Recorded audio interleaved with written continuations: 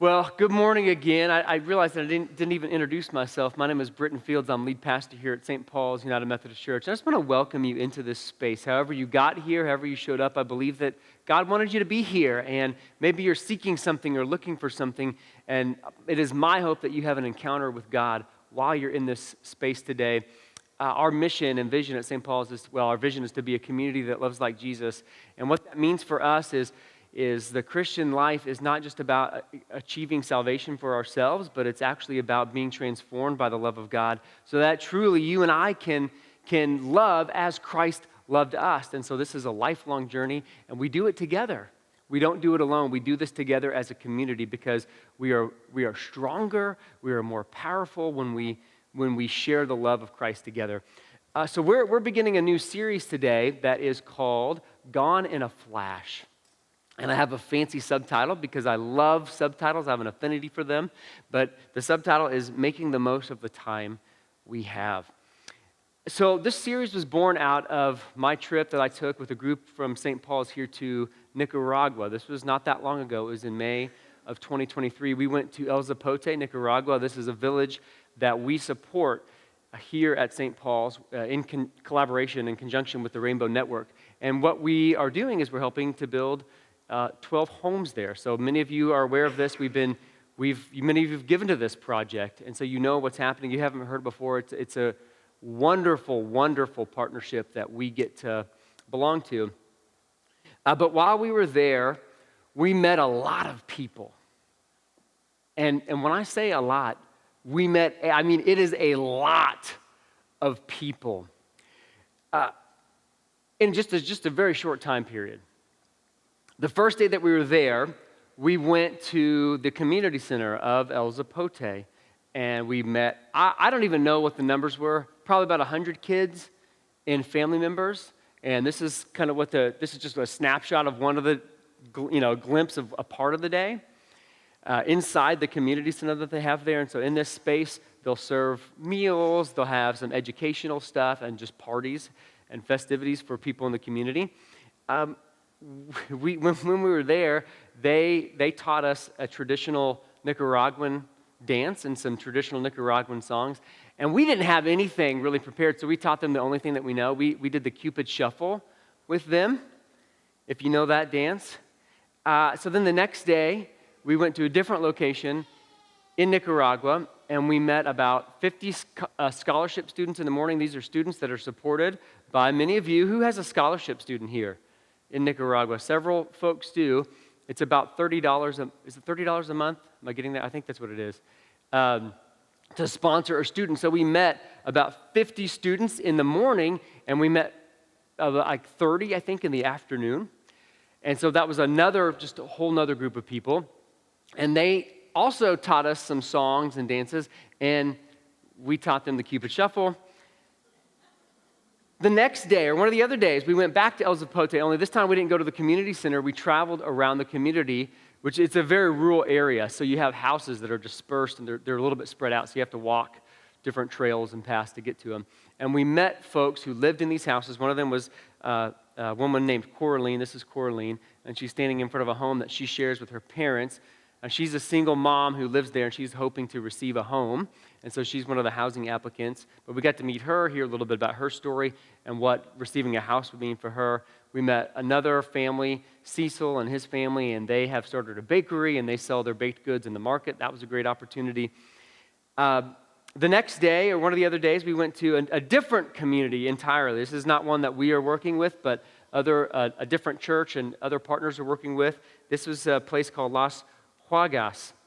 And this was a very rural community. In fact, no one from the Rainbow Network had gone to visit them yet. We were the very first. And it is a bumpy ride to get out there because it's just the roads are not well developed at all. So we made it out there, and we were late, but they were ready and waiting for us, and they received us in. So it was an entirely different group, and just more and more people. You're starting to get the picture here, just how many people that you meet. Another day, we went to an even different community. It was called the Winston Castillo Ramirez community, and this is more established. They have houses that have already been built and developed. And so we got to hear stories about people who'd received homes, and it had changed their life. It was a great experience. So we met so many people over the course of just a few days, and you all, I'm a people person. Like, I like to interact and engage with people, but it was overwhelming and exhausting. You know, to meet people for the very first time and have to make that much small talk and get to know them, and you're just doing it over and over again.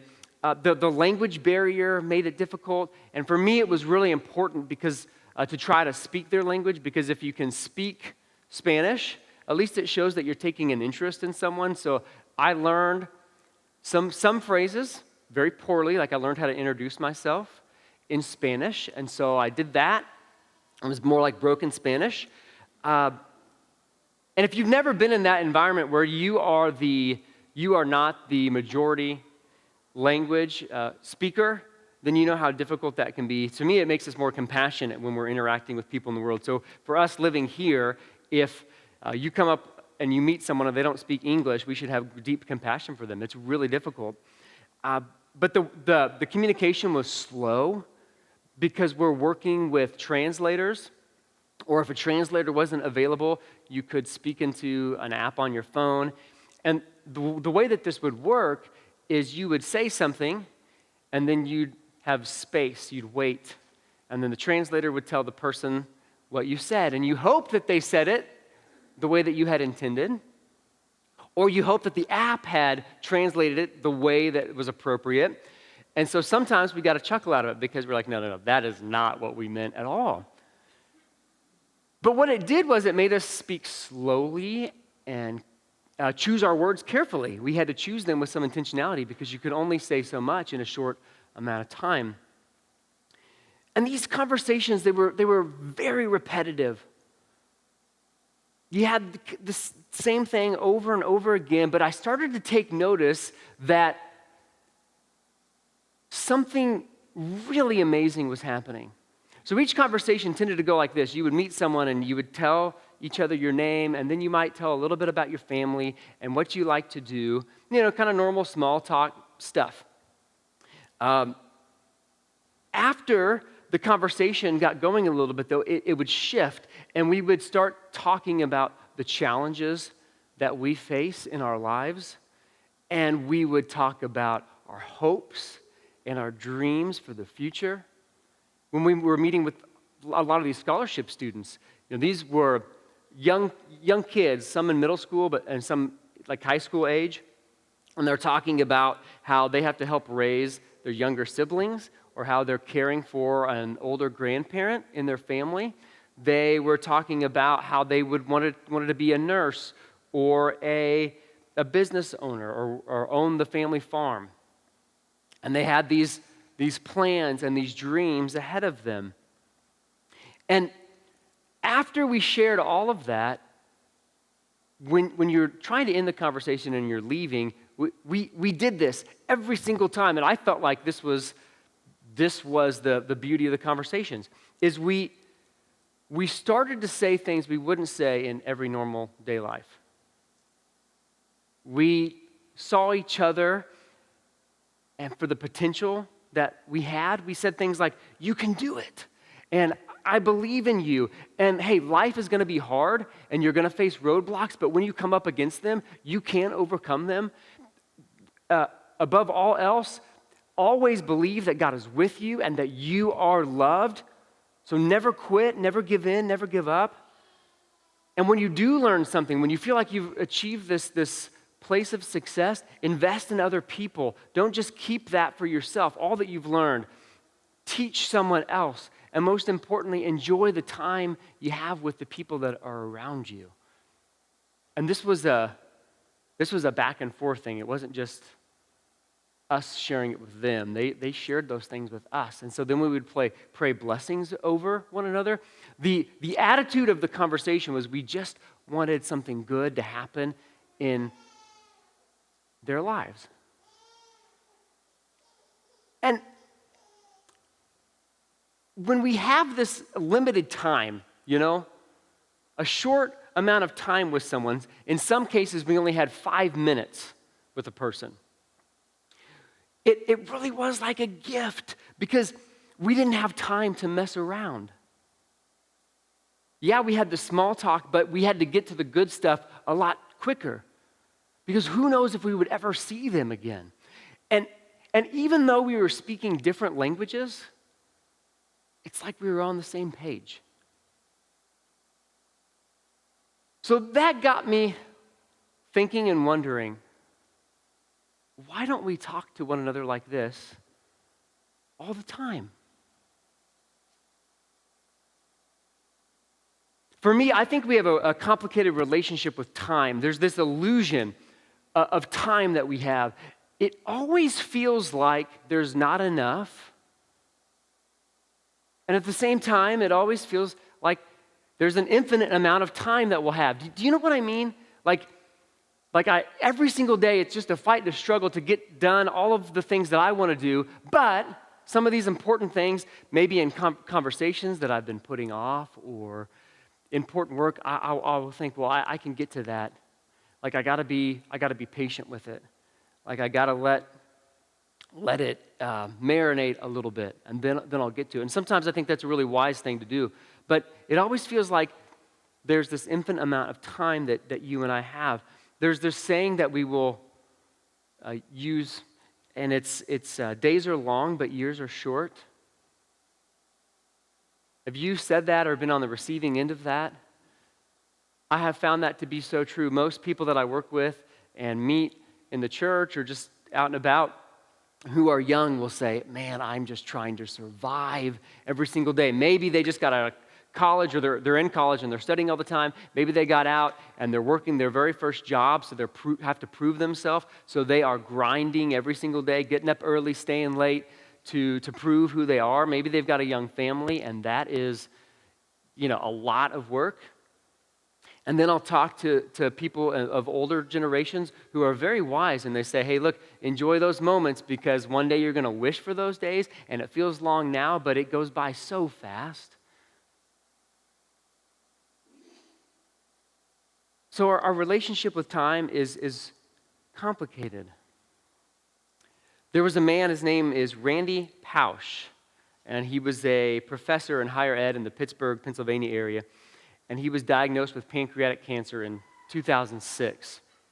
And the diagnosis was not a good diagnosis. He was given a 50-50 chance to live. And when the cancer progressed, it was really hopeless. And he knew that he didn't have much time left on earth. So he wrote a book, and it went viral. It was a bestseller. This was back in 2008. And it was called The Last Lecture. And it was based on a series of lectures that he gave trying to impart wisdom upon us. Like, how would you live if you knew that you were dying? Has anybody heard of that book or read that book or remember when that came out? It's really powerful stuff. Basically what it is he invited people into his journey and his life and his experience with cancer and the struggle that he went through. And he offered a lot of people hope and optimism in the midst of a painful time in his life. He talked about things like this. He said, we can't change the cards that we are dealt, only how we play the hand. He talked about how because we only have so much time, he talked about the destructiveness of complaining and how it's just such a waste of time and energy when we kind of sit in that space. But this is the quote that really stood out to me from his book. He said, the key question to keep asking is, are you spending your time on the right things? Because time is all you have. And this makes me think about what would you and I do if we knew our end date? How would we live? And I know that's maybe terrifying to think about for me personally. If I knew the date that I would leave this earth, it's like it would be always hanging out there over my head, this impending doom that I'm getting closer and closer to.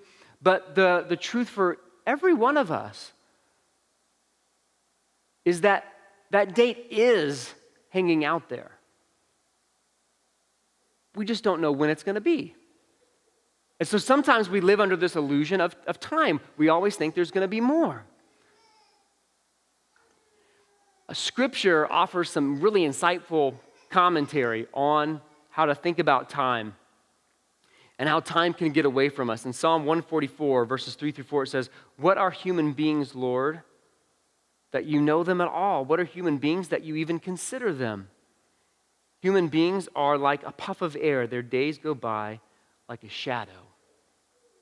Just talks about how quickly life moves and how many generations have come before us and how many generations will come after us. How can God even comprehend and care about you and I? Our lives, they're like a shadow. They're like a vapor.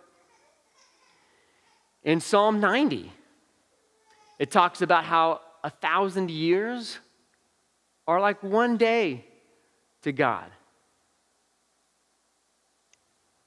And then it goes on to say this bit of wisdom. It says, "Teach us to number our days so we can have a wise heart."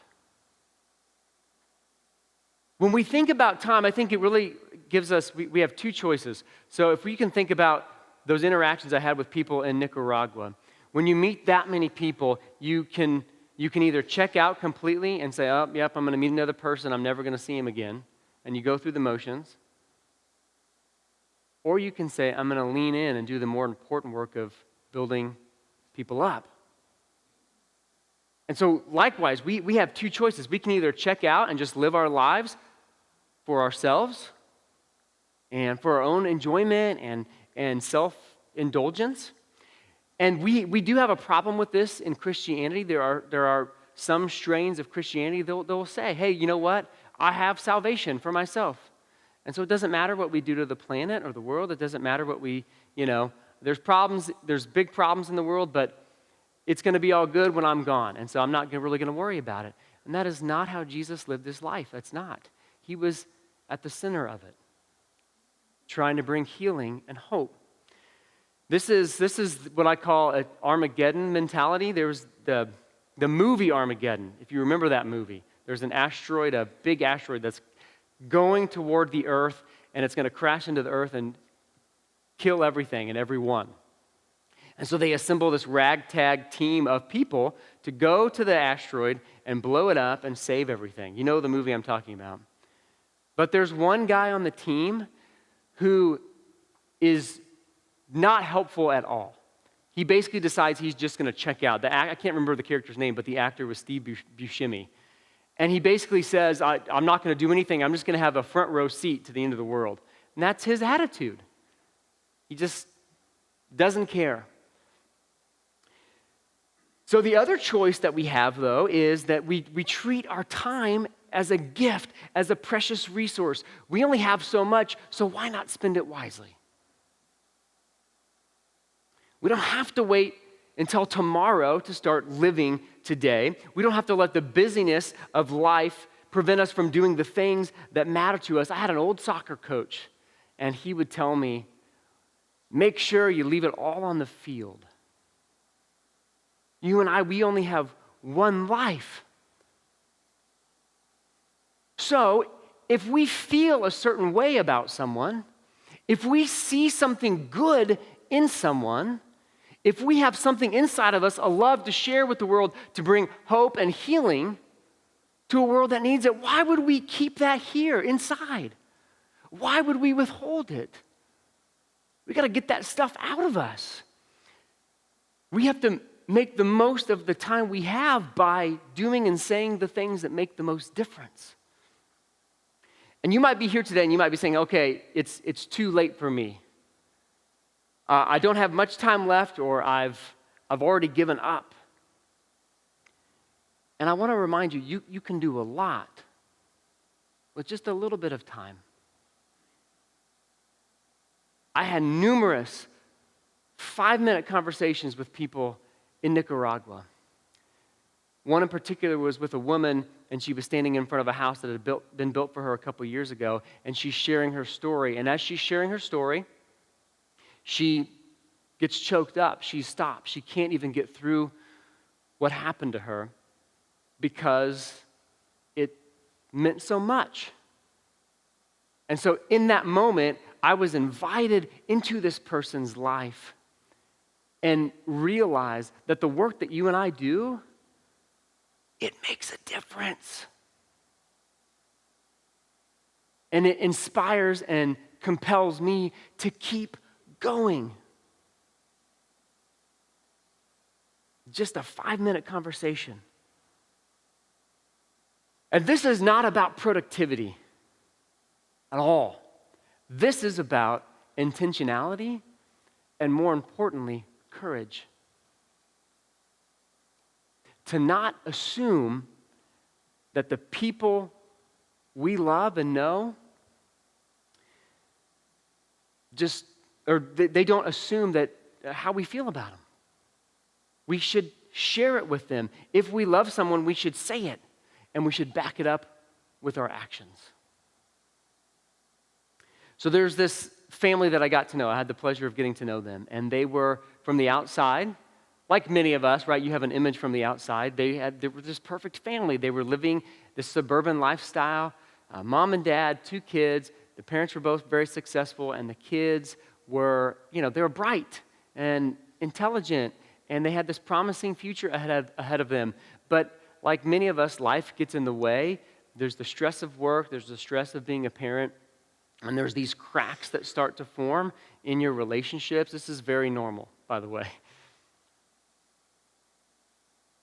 And they had noticed that they had started to drift apart. And so they made a very small change in their life. Just a very small, seemingly insignificant change. And they got some dry erase markers, and they started writing notes to each other on the bathroom mirror. 1 to 3 things each day or every other day. And what they were doing is they were being courageous enough to say the things they wouldn't normally say. Things like, I don't just love you, I like you. You're a great leader. You're a great parent. You're an awesome kid. What they were doing is they were telling the truth for the first time in a long time. Would you pray with me?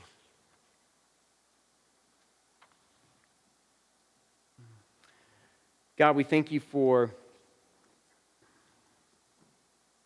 the gift of another day.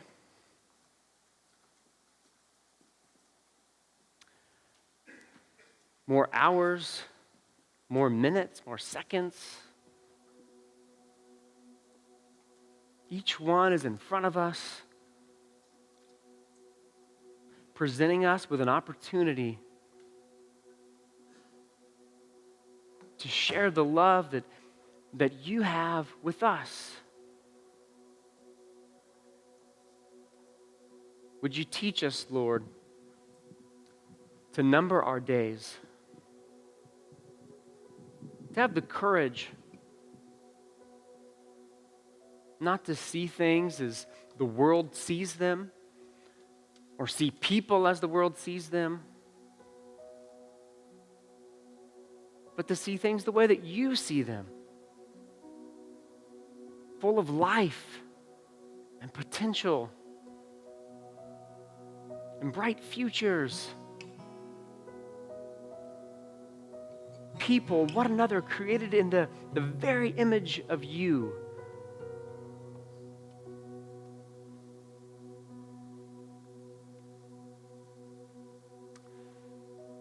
God, would you guide each step from this moment forward? We ask all of these things in Christ's name, and those gathered here say, amen.